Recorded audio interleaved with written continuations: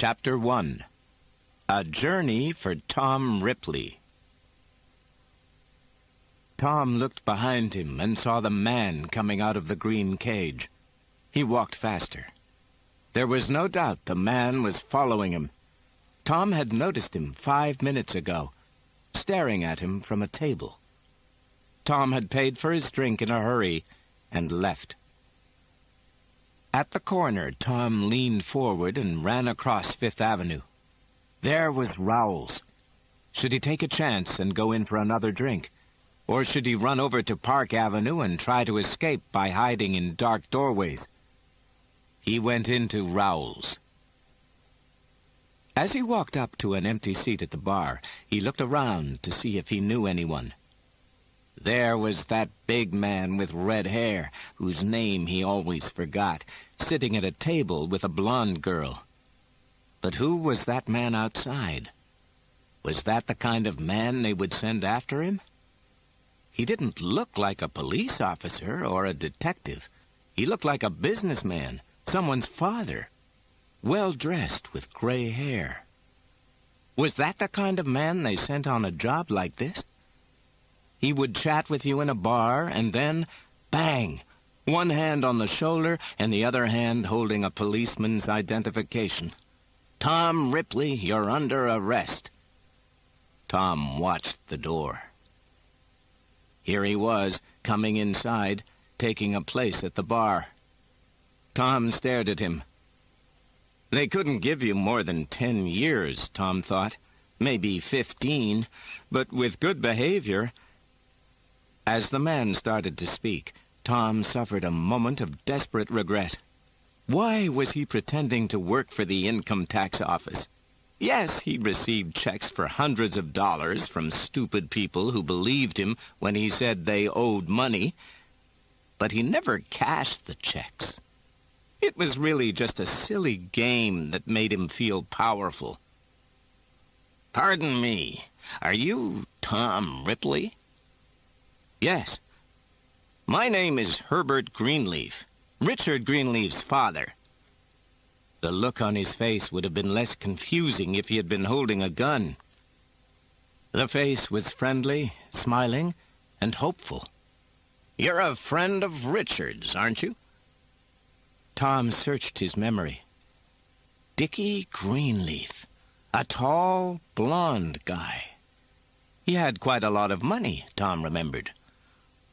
"Oh, Dickie Greenleaf, yes."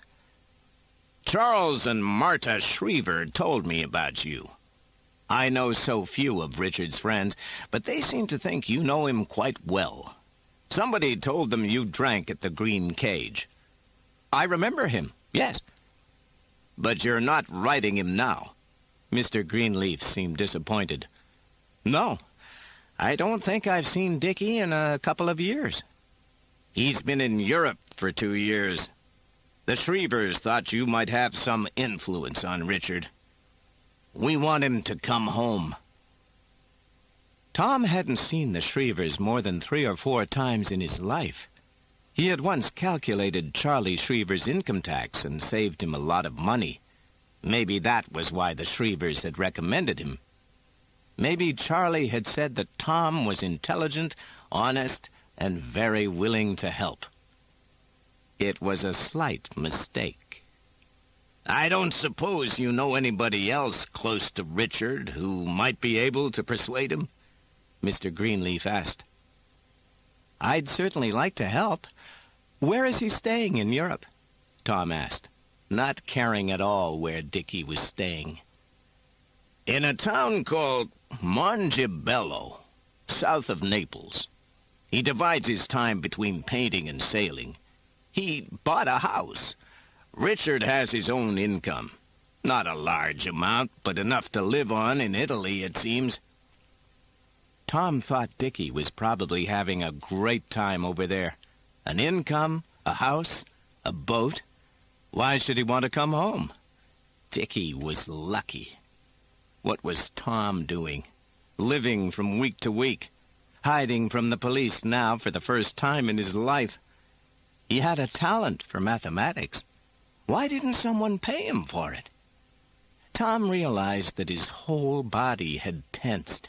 He was bored.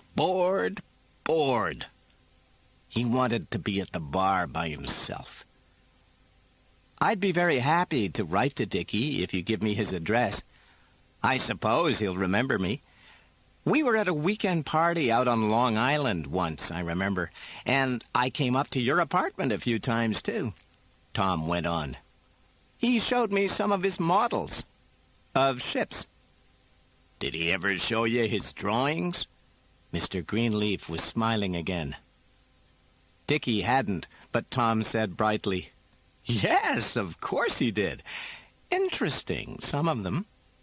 Tom had never seen them, but he could imagine them now, and he could see Dickie holding them up for him to see.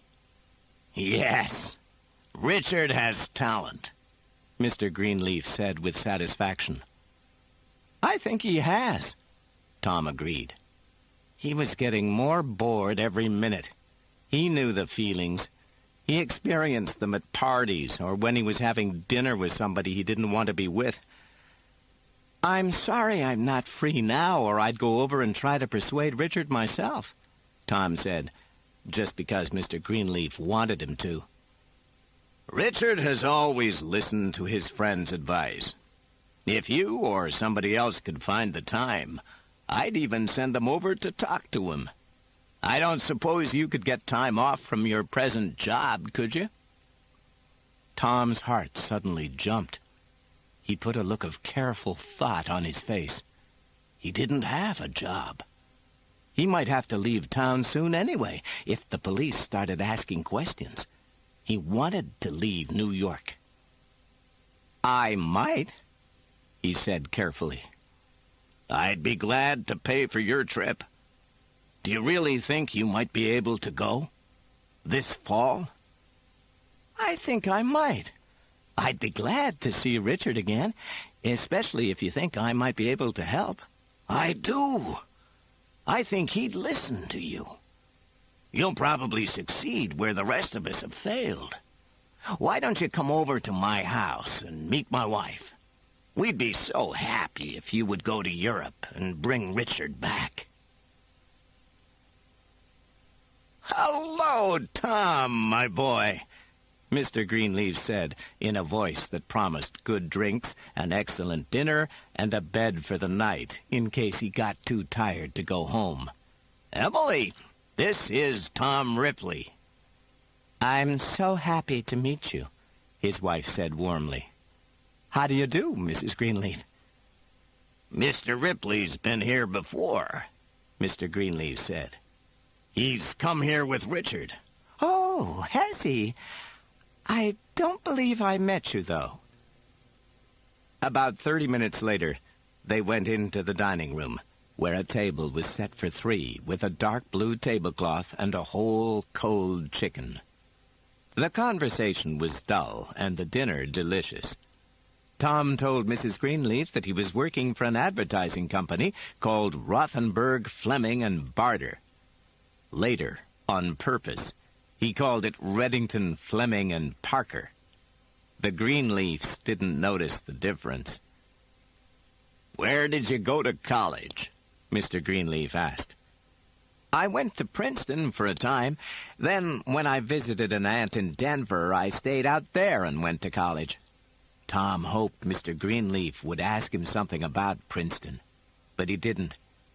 Tom could discuss the teaching system, the college rules, the atmosphere at weekend dances, and the political beliefs of the students. He had been very friendly with a Princeton student last summer, and had asked him for more and more information in case he might be able to use it sometime. Tom had also met a young man who had been going to the University of Colorado. He had told the Greenleafs that he had been raised by his Aunt Dottie in Boston. In truth, though, she had taken him to Denver when he was 16, and he had only finished high school there. But he felt like he had gone to school there as well. After Tom had finished high school, they had moved back to Boston again. Mrs. Greenleaf came in with some photographs, and Tom sat down beside her as she looked through them. Richard taking his first step. Richard with long blonde curls. The photographs weren't interesting to him until Richard was about 16. Richard had hardly changed between 16 and 24. Mrs. Greenleaf handed Tom several photos. "These are from Europe. This is Montebello," she said, showing Tom a picture of Dickie in a boat on the sand. "And here's the girl, the only other American who lives there." "Marge Sherwood," Mr. Greenleaf said. The girl was in a swimsuit on the beach, her arms around her knees. There was also a good picture of Richard in shorts, sitting on the wall of a terrace. Tom noticed that Mrs. Greenleaf was staring down at the floor in front of her. He saw tears in her eyes. Mr. Greenleaf had told him that Mrs. Greenleaf was seriously ill and got emotional very easily. She was worried she would never see Dickie again. Her husband came over to comfort her. "Mrs. Greenleaf," Tom said softly, "I want you to know that I'll do everything I can to make Dickie come home." "Thank you, Tom." She pressed Tom's hand tightly. "Emily, don't you think it's time for you to go to bed?" Mr. Greenleaf asked. Tom stood up as Mrs. Greenleaf did. Mr. Greenleaf went out of the room with her. Tom remained standing, his hands at his sides. In a large mirror on the wall he could see himself, the serious, hard-working young man again. He was doing the right thing, behaving the right way. But he had a feeling of guilt. He felt himself beginning to sweat, and he tried to relax. What was he so worried about? He'd felt so good tonight. It's like a dream, Tom thought. In a minute, Mr. Greenleaf or somebody else would say, "Tom, Tom," and he would open his eyes and find himself back in Raoul's with a drink in front of him.